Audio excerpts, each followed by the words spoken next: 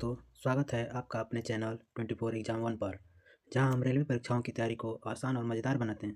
तो आज के हम सेशन में हम पढ़ने वाले हैं रेलवे के पिछले वर्षों के महत्वपूर्ण विज्ञान के प्रश्न, जो एनटीपीसी, एएलपी और ग्रुप डी की परीक्षाओं के लिए बहुत ही उपयोगी हैं। तो चलिए हम इन लोग स्टार्ट करते हैं। तो चलिए, पहला क्वेश्चन है हम लोग का, यदि किसी चालक का प्रतिरोध 2 गुना कर दिया जाता है तो उत्पन्न ऊष्मा होगी। तो हम लोग कैसे लगाते हैं, ऊष्मा का पूछ रहा है तो H बराबर आई स्क्वायर आर टी पर लगा देंगे।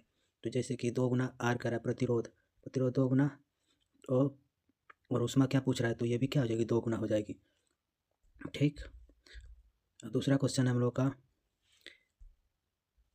नीचे दिए गए कथनों पर विचार कीजिए और सही उत्तर का चयन कीजिए। बेकिंग सोडा का रासायनिक सूत्र NaCO3 होता है। कथन 2 कहता है इसका उपयोग सोडा एसिड अग्निशामकों में किया जाता है।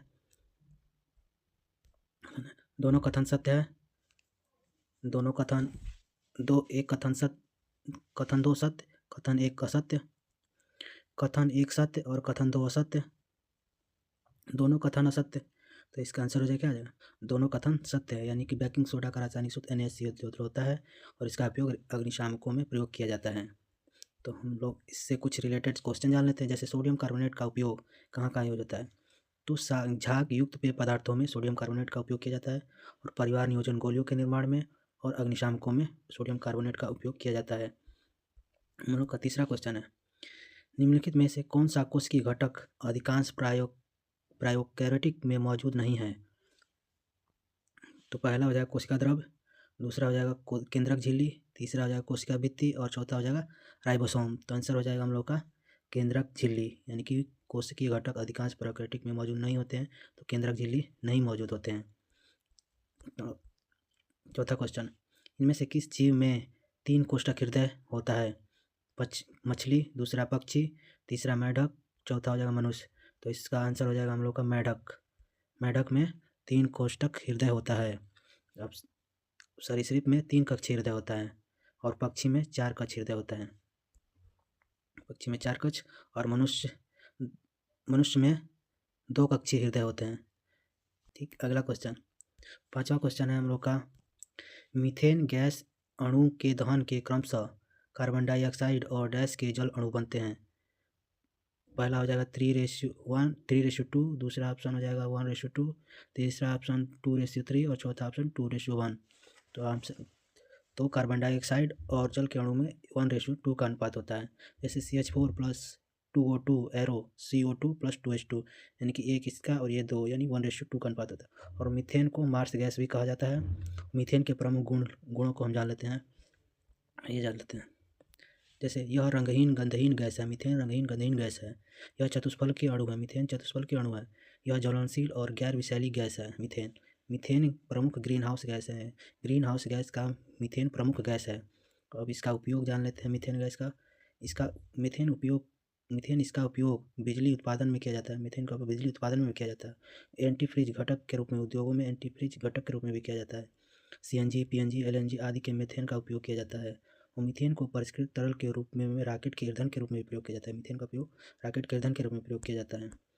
मिल्क ऑफ मैग्नीशिया का pH मान लगभग उतना होता है, तो pH मान 10.4 होता है। और इसका उपयोग कहाँ है, इसका उपयोग एंटासिड के रूप में किया जाता है। मिल्क ऑफ मैग्नीशिया का उपयोग एंटासिड के रूप में किया जाता है। सातवां क्वेश्चन हम लोग का, मोटर की कुंडली में धारा की दिशा द्वारा उलट दी जाती है, तो किसके द्वारा उलट दी जाती है।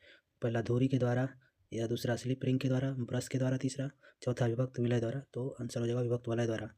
अब मोटर विद्युत ऊर्जा को यांत्रिक ऊर्जा में बदलता है। मोटर विद्युत जो है यांत्रिक ऊर्जा को विद्युत ऊर्जा में बदलता है। मोटर विद्युत धारा को चुंबक के प्रभाव पर आधारित है। मोटर जो विद्युत है वो चुंबक की धारा चुंबक के प्रभाव पर आधारित है। मोटर का कार्यकारी सिद्धांत फ्लेमिंग के बाएं हाथ के नियम पर है। फ्लेमिंग के बाएं हाथ के नियम पर क्या है, तो मोटर है। और जनरेटर दाएं हाथ के नियम पर हो जाएगा हम लोग का। ठीक। और आठवां क्वेश्चन हम लोग, किसी चालक के प्रतिरोध पर उसका कोई भी प्रभाव नहीं पड़ता है। आकृति का, तापमान पर, मोटाई का और लंबाई पर। तो ऑप्शन हो जाएगा आकृति पर कोई भी प्रतिरोध का कोई प्रभाव नहीं पड़ता है। अब इससे रिलेटेड क्वेश्चन जानते हैं। जैसे किसी चालक का प्रतिरोध निम्न कारकों पर निर्भर करता है। जैसे तापमान पर, तापमान के बढ़ने पर चालक का प्रतिरोध बढ़ जाता है तथा अर्धचालकों का प्रतिरोध घट जाता है। और क्षेत्रफल के बढ़ने से चालक का प्रतिरोध घट जाता है। और लंबाई पर तो चालक के तार की लंबाई बढ़ने से प्रतिरोध का मान बढ़ जाता है। और प्रतिरोध क्या है?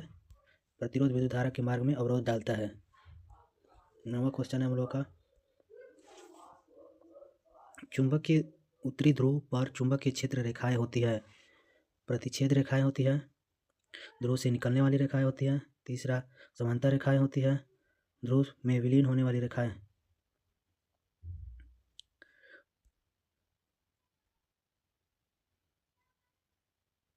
तो इसका आंसर हो जाएगा ध्रुव से निकलने वाली रेखाएं होती हैं। जैसे चुंबक के बल रेखाएं काल्पनिक बल रेखाएं होती हैं। चुंबक के बल रेखाएं काल्पनिक रेखाएं होती हैं जिस पर इकाई ध्रुवीय प्रबल गमन करती है। चुंबक के बल रेखाएं चुंबक के बाहर उत्तरी ध्रुव से होकर दक्षिणी ध्रुव की ओर गमन करती है। चुंबक के बल रेखाएं चुंबक के बाहर जो है उत्तरी ध्रुव से शुरू होकर दक्षिणी ध्रुव की ओर गमन करती है, जबकि चुंबक के भीतर दक्षिणी ध्रुव से उत्तरी ध्रुव की ओर होती है। चुंबक की बल रेखाएं एक दूसरे को कभी नहीं काटती हैं। चुंबक की बल रेखाएं एक दूसरे को कभी नहीं काटती। ठीक, 10वां क्वेश्चन है हम लोग का और लास्ट क्वेश्चन, इनमें से कौन सा तत्व प्रकृति में सर्वाधिक धात्विक है? तो पहला ऑप्शन हो जाएगा बेरियम, दूसरा बेरिलियम, तीसरा कैल्शियम, चौथा स्ट्रांसियम। इसका आंसर हो जाएगा बेरियम। द्वितीय वर्ग में सर्वाधिक धात्विक तत्व क्या है? बेरियम है। जैसे बी ई ये बढ़ता हुआ क्रम है बेरियम का। ठीक, सर्वाधिक विद्युत धनात्मक तत्व क्या है? विद्युत धनात्मक तत्व सीजियम है। वर्ग में ऊपर से नीचे जाने पर धात्विक गुण का मान बढ़ता है। वर्ग में ऊपर से नीचे जाने पर धात्विक गुण मान बढ़ता है। सर्वाधिक विद्युत ऋणात्मक तत्व क्या है? फ्लोरीन। सर्वाधिक विद्युत ऋणात्मक तत्व फ्लोरीन है। सर्वाधिक विद्युत बंधुत्व वाला तत्व क्या है? क्लोरीन। सर्वाधिक विद्युत बंधुत्व वाला तत्व क्लोरीन है।